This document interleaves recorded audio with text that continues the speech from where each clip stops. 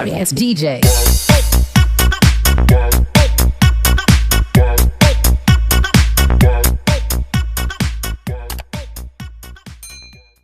Assalamualaikum warahmatullahi wabarakatuh. Bertemu lagi dengan saya Kayayan. Kali ini kita akan membahas sebuah materi yang sering muncul pelajaran di sekolah, yaitu conditional sentence.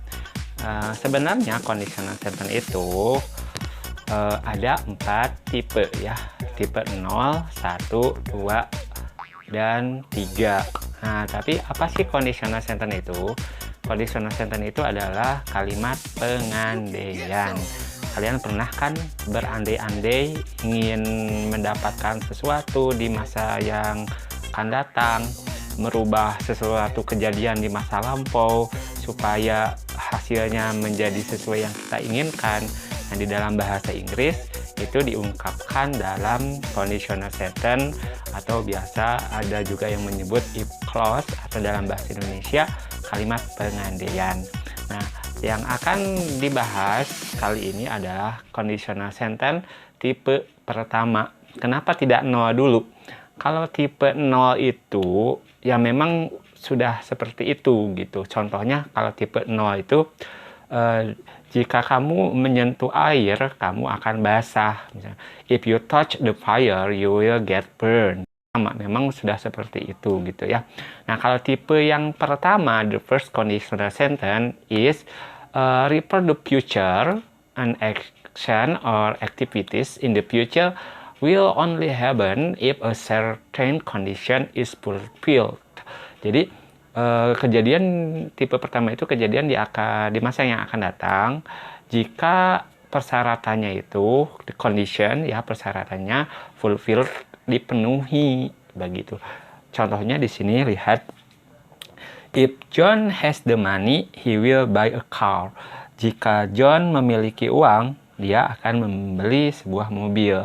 Nah, jadi si John itu akan membeli mobil syaratnya kalau dia punya uang. Nah, ini tipe yang pertama begitu ya. Nah, dilanjut rumusnya, if plus simple present tense. Simple present tense itu ingat rumusnya ini ya, subjek plus verb plus objek diikuti oleh simple future, subjek will, shall plus verb 1.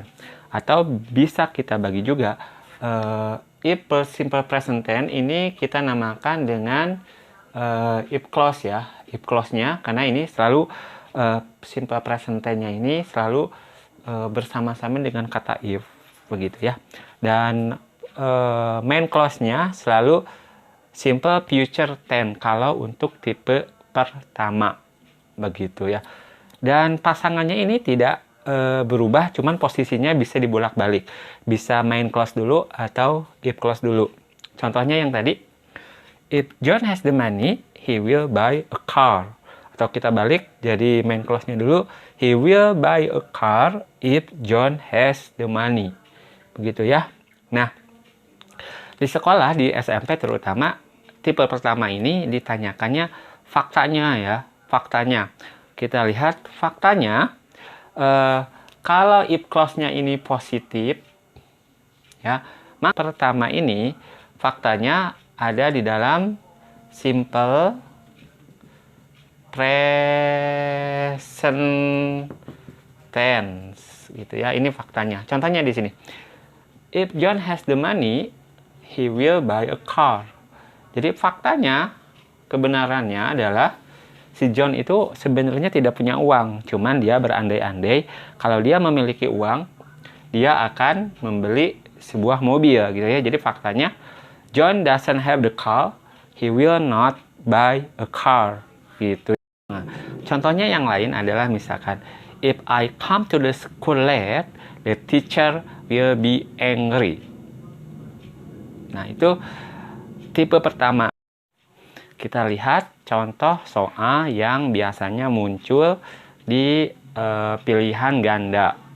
Soal ini masuk ke LOT atau Low Order Thinking Skill.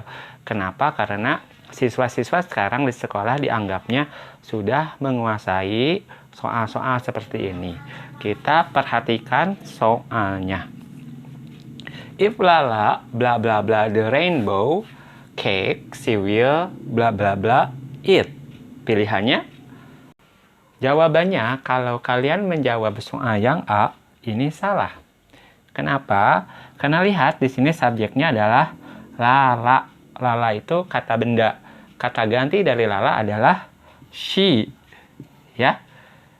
Ingat, kalau subjeknya orang ketiga tunggal atau she, he, it, maka kalau bertemu dengan kata kerja bentuk pertama, kalau she, he, it bertemu dengan kata kerja pertama, maka dia ditambah s atau is. Nah, maka di sini jawabannya yang memakai kata kerja yang memakai s itu ada B, C, ya hanya B dan C. Gitu. Nah, jadi jawabannya antara ini. Tapi yang betul adalah jawabannya pasti yang C. Kenapa? Karena ini memenuhi syarat. Yang pertama, setelah subjek Lala atau kata gantinya she, maka kata kerjanya harus tambah akhiran s, ya. Terus, yang future, ingat setelah will dan shall, setelah shall dan will, ini harus diikuti oleh kata kerja bentuk pertama, gitu. Terus, apa bedanya will dan shall? Bedanya will dan shall, kalau shall in British accent, shall used for I and we, but will berarti ya digunakan yang di luar dari I dan we. Tapi kebanyakan orang-orang berbahasa itu menggunakan will semua, ya. Itu jadi sudah kecenderungan umum. Berarti jawabannya adalah yang C, ya, karena setelah she, orang ketiga tunggal, kata kerjanya harus tambah s atau is. Dan setelah will dan shall harus datang kata kerja bentuk pertama yang belum mengalami penambahan s atau is atau kata kerja yang tambah akhiran ing.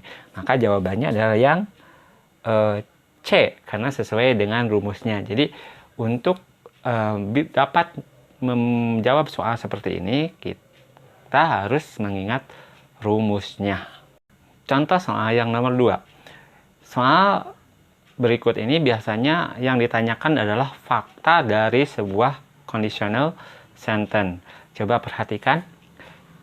If I don't have a good score, I will not join the competition. Jika saya tidak memiliki nilai yang bagus, saya tidak akan mengikuti lomba itu. Ini masih tipe pertama, ya. Maka ingat, tadi persyaratannya adalah kalau if clause-nya ini positif negatif, ini ada kata not berarti ini negatif, ya. Berarti kalau if clause-nya negatif, maka faktanya adalah positif. Ini juga sama, ya.